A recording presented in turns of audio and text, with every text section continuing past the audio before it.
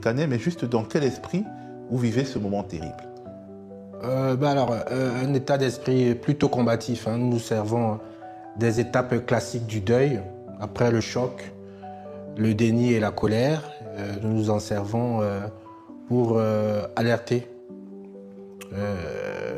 au niveau international, mais aussi nos concitoyens et surtout les autorités sur le fait que les choses sont allées assez loin en notre sens et que ce serait peut-être le moment de se reprendre en main. Voilà. Pour le moment, c'est à cette étape du deuil que nous en sommes. Alors, nous sommes obligés de parler des circonstances du décès d'Anissé Canet, votre père, car dès l'annonce de sa mort, un dispositif d'auto-justification s'est mis en place et des éléments de langage ont été déclinés. Ils tiennent en quelques mots. De toute façon, Anissé Canet était déjà malade, il bénéficiait, et je cite, d'une prise en charge complète. Que répondez-vous à ce type de propos? Alors, pour moi, je vais être cash, ce sont des propos fallacieux.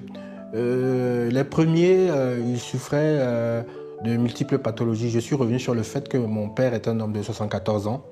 Et comme la plupart des hommes et femmes de son âge, il souffrait d'une pathologie chronique qui était tout à fait identifiée et diagnostiquée, qui était suivie, elle était stabilisée. Vous-même, vous êtes médecin, donc vous savez de Tout à quoi vous fait, parlez. exactement. Donc je fais le choix de ne pas divulguer le nom